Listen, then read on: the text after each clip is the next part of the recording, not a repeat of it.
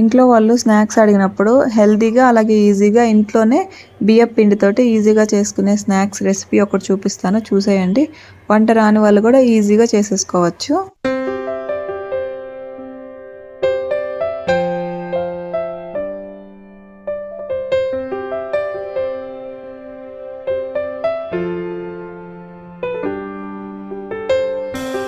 Hi, welcome back to my channel. పిల్లలు snacks అడిగినప్పుడు ఇలా ఇంట్లోనే ఈజీగా బియ్యం పిండితో చేసుకునే స్నాక్స్ రెసిపీ చూపిస్తాను. వీటిని అయితే ఉప్పు చెక్కలు అంటారు మా సైడ్ అయితే మాత్రం. దీనికోసం అయితే అల్లము, పచ్చిమిరపకాయలు, పెసరపప్పు, బియ్యం పిండి, అలాగే సాల్ట్, బటర్ కానీ వెన్న కానీ ఉంటే సరిపోద్ది. ముందుగా అయితే మాత్రం బియ్యం పిండి మనం 1 కిలో బియ్యం పిండి తీసుకుంటున్నాం కాబట్టి బియ్యం పిండిని బట్టి పెసరపప్పు తీసుకోవాలి. కిలో బియ్యం పిండికి 1 టీ గ్లాస్ పెసరపప్పు అయితే సరిపోద్ది. పెసరపప్పుని బాగా నానబెట్టి పెట్టుకోవాలి. ఒక హాఫ్ అన్ అవర్ ముందే నానబెట్టి పెట్టుకుంటే చక్కగా నానుతాయి. తర్వాత పచ్చిమిరపకాయలు, అల్లం మొత్తం మిక్సీ వేసుకొని ఆ మిక్సీ వేసుకున్న పేస్ట్ని ఈ బియ్యం పిండిలో వేసుకోవాలి. కరివేపాకును కూడా సన్నగా కట్ చేసి వేసుకున్న తర్వాత సాల్ట్ 1.5 స్పూన్ సాల్ట్ వేసుకొని పెసరపప్పు నానబెట్టుకున్న పెసరపప్పుని నీళ్లు మొత్తం వంపేసి ఆ పెసరపప్పును కూడా ఇందులో వేసుకోవాలి. పెసరపప్పుతో పాటు నువ్వులు కూడా వేసుకోవచ్చు, అది మన ఇష్టం. నువ్వులు కావాలంటే వేసుకోండి, లేదంటే స్కిప్ చేయొచ్చు. నేనైతే ఇక్కడ నువ్వులే వేస్తున్నాను. మొత్తం వేసిన తర్వాత ఇక్కడ వెన్న, ఇది ఇంట్లోనే చేసిన వెన్న వేస్తే చాలా సాఫ్ట్గా అలాగే బాగా రుచిగా కూడా ఉంటాయి. వెన్న వేసిన తర్వాత మొత్తం అంతా ఒకసారి బాగా కలుపుకోవాలి. ఈ వెన్న అనేది పిండిలో మొత్తం అంతా చక్కగా కలుస్తుంది. వెన్న లేకపోతే బయట బటర్ దొరుకుతుంది కదా సూపర్ మార్కెట్లో, అదైనా వేసుకోవచ్చు. మొత్తం వేసిన తర్వాత మొత్తం అంతా చక్కగా కలుపుకున్న తర్వాత వేడి నీళ్ళు వేసుకోవాలి. వేడి నీళ్ళతో కలపటం వల్ల పిండి అయితే బాగా సాఫ్ట్గా ఉంటుంది. గోరువెచ్చని నీళ్ళు అయితే సరిపోతాయి. వేడి నీళ్ళతో ఇలా మొత్తం అంతా కూడా బాగా కలుపుకోవాలి. మొత్తం వాటర్ ఎంత సరిపోతాయో చూసుకొని కలుపుకోవాలి. ఒకేసారి వాటర్ ఎక్కువ వేసుకోకుండా కొంచెం కొంచెంగా వాటర్ వేసుకుంటూ మొత్తం అంతా కూడా పిండి కలపాలి. ఇక్కడ మనకి సాల్ట్ తక్కువ అనిపిస్తే మధ్యలో మళ్ళీ సాల్ట్ యాడ్ చేసుకోవచ్చు. ఇంత అంటే మొత్తం ఆల్మోస్ట్ కలిపేసిన తర్వాత వాటర్ ఎంత సరిపోతాయి అనుకున్న తర్వాత ఒకసారి చెక్ చేసుకోండి సాల్ట్ సరిపోయిందా లేదా. సాల్ట్ సరిపోయిందో లేదా చెక్ చేసుకొని తక్కువ అనిపిస్తే కొంచెం సాల్ట్ వేసుకొని మొత్తం అంతా కూడా ఇలా కలిపేసుకోవాలి. మొత్తం అంతా కలిపిన తర్వాత ఒక క్లాత్ తీసుకొని ఆ క్లాత్ని తడిపి గట్టిగా పిండి ఆ తడి క్లాత్ని ఈ పిండి పైన ఉంచాలి. పిండి అయితే చాలా సాఫ్ట్గా వచ్చింది. పిండి గట్టిగా ఉందా లూజ్గా ఉందా కూడా చెక్ చేసుకోవాలి. పిండి అయితే కరెక్ట్గా ఉంది. ఇప్పుడు ఇలా కలుపుకున్న తర్వాత ఈ పిండి పైన ఆ తడి క్లాత్ని పెట్టేసుకొని పక్కన పెట్టుకోవాలి. పిండిని అయితే ఇలా ఒక 10 to 15 minutes అయితే పక్కన పెట్టేసుకోవాలి. పిండి అనేది కలుపుకున్న తర్వాత ఇలా పక్కన పెట్టడం వల్ల బాగా సాఫ్ట్గా నానుద్ది. పిండి అయితే మాత్రం 10 to 15 minutes అయితే చక్కగా నానుద్ది.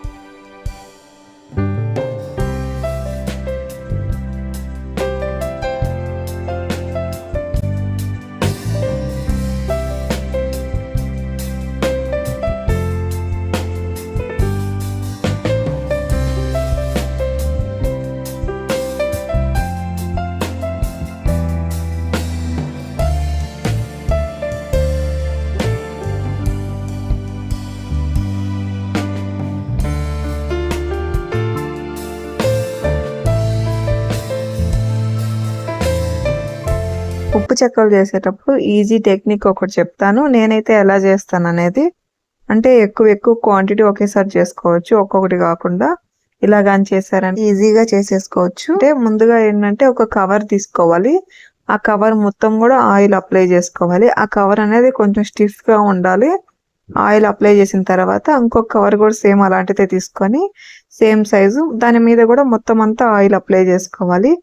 తర్వాత ఇక్కడ మనం రౌండ్గా చేసి పెట్టుకున్న పిండి మొత్తాన్ని ఇలా వరుసగా పెట్టుకోవాలి. పెట్టుకొని మనం ఇంకొక కవర్ కూడా ఆయిల్ అప్లై చేస్తున్నాం కదా, అది కూడా మీద పెట్టి కూడా ఒక గ్లాస్ కానీ లేదంటే ఒక గిన్నె కానీ ఆ సైజ్ సరిపోయేలాగా తీసుకొని గిన్నె కానీ తీసుకొని మొత్తం అంతా కూడా రౌండ్గా ఇలా ప్రెస్ చేయాలి. ఇలా చేయటం వల్ల ఏంటంటే ఎక్కువ క్వాంటిటీ ఒకేసారి చేసుకోవచ్చు మనం ఈజీగా. ఇలా చేసుకోవటం వల్ల ఏంటంటే ఆయిల్ హీట్ అయ్యేలోపు అన్నీ కూడా మనం ఇలా ప్రిపేర్ చేసి పెట్టేసుకోవచ్చు. అప్పుడు మనకి ఆయిల్లో వేయటానికి కూడా ఈజీగా అనిపిస్తుంది. ఈ వాయి కాలేలోపు మనం ఇంకొక వాయికి ఇలాగే సేమ్ ప్రిపేర్ చేసి పెట్టుకోవచ్చు. మళ్ళీ ఏంటంటే ఈ పేపర్కి అనేది మళ్ళీ కూడా ఆయిల్ అప్లై చేయాలి. ఈ వాయి వేసిన తర్వాత మళ్ళీ నెక్స్ట్ ఇలాగే చేసుకునే ముందు ఆయిల్ మొత్తం అప్లై చేసి చేసుకోవాలి. లేకపోతే ఇవేంటంటే కవర్కి అతుక్కుంటుంది పిండి, ఆయిల్ కానీ అప్లై చేయకపోతే. ఒకసారి మొత్తం అంతా ఆయిల్ అప్లై చేసేసుకుంటే పిండి అతుక్కోకుండా చక్కగా వస్తుంది. ఉప్పు చెక్కలు అనేవి కాలడానికి కొంచెం టైం పడుతుంది. కాకపోతే ఏంటంటే ఇక్కడ ఉప్పు చెక్కలు అనేవి మరీ ఎర్రగా వచ్చే వరకు మాత్రం ఆయిల్లో ఉంచకూడదు.